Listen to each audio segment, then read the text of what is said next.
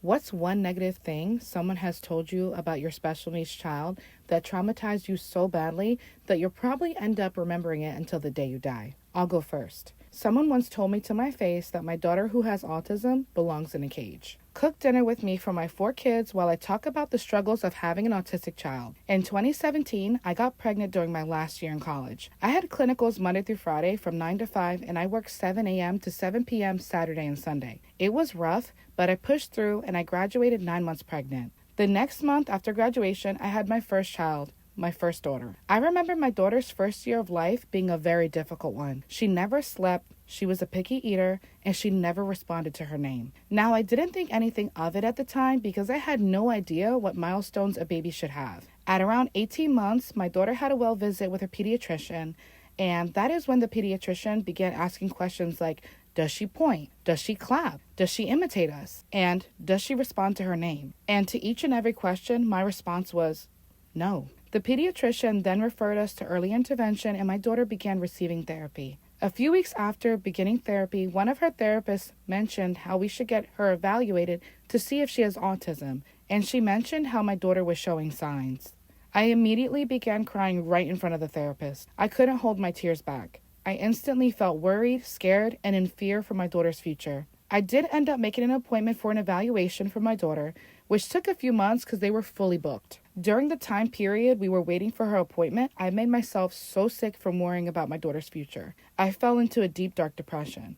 I gained a bunch of weight from emotional eating and also had to be put on antidepressants. A few months later, my daughter did end up being diagnosed with autism. At this point, I just kept praying to God for her to improve as the years went by. And God answered my prayers. Well, sort of. During the toddler years, my daughter was a very difficult child to handle. She got into absolutely anything and everything almost all day long. We had to put cabinet locks on some kitchen cabinets, doorknob locks on the bathroom doors as she would go into the bathroom and try to start the bath by herself. She would also love to run the sink water and play with it for as long as she could until we would catch her. And when we went out as a family, she would constantly try to elope. It was dangerous. When she didn't get her way or when she was overstimulated, meltdowns and tantrums would last 30 minutes to 1 hour. And when she would have a meltdown in public, people would stare hardcore. And some even thought she was just a neurotypical child acting up and needed the old school beatdown. Their words, not mine. During this time, what made my life even harder was that many people around us weren't understanding of her. We went to visit a relative once, and while we were there, she was constantly getting into someone's space. And we kept redirecting her in a different direction, but she kept going back into their space. Well, that person ended up getting really pissed off and yelled at us and told us to put her in a cage. With my daughter being so delayed and having behaviors, coupled with the fact of people not being understanding of her, caused so much stress on me, I didn't think I would make it to my 30th birthday.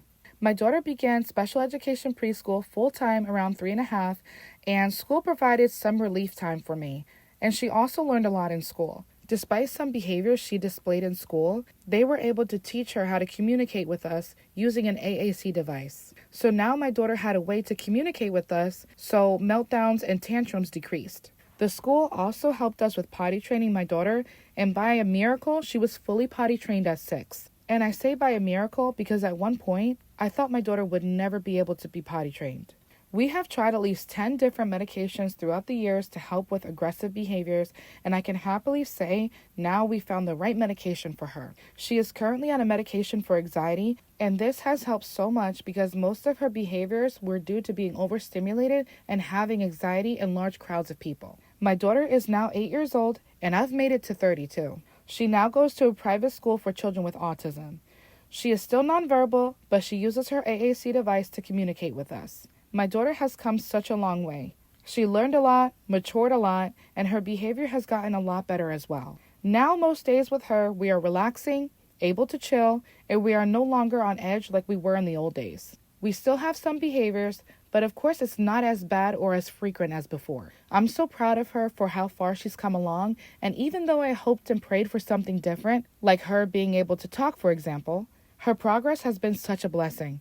I no longer care about getting stared down by others in public, nor do I care about what people say. I'm stronger than I have ever been before because of what I endured, and I am a strong advocate for my baby girl. If you have a child that has been diagnosed with autism or you think is showing signs of autism, I promise you, your life is not over. Keep pushing through it and find ways to make life easier for your child and your family. I used to think I could never go out in public with my daughter due to her behaviors, but now with her being on a medication that helps with anxiety, she's able to. We also mainly only go out to restaurants or indoor play areas during slow times and not during peak hours to lower the chances of my daughter getting overstimulated. You can live a normal life with your child. Some aspects will just have to be tweaked a bit, but this is your new normal, and that's okay. Surround yourself with people who can relate to you, who are supportive, and who are genuine. I promise you, you got this. By the way, dinner looked good, but I'm going to be honest. I kind of failed at the fried chicken. I feel like fried chicken is the most easiest thing to make, but difficult thing to master. I'm not going to lie, guys, some of the chicken wasn't fully cooked on the inside, so I finished the few that weren't in the oven, and I feel like it could have been seasoned better. I think for now, I'll be sticking to purchasing fried chicken from the restaurant instead of making it at home. You know those fried chicken spots in the sketchiest part of that one town? They have the best fried chicken. As always, thanks for watching, and I'll see you guys in the next video.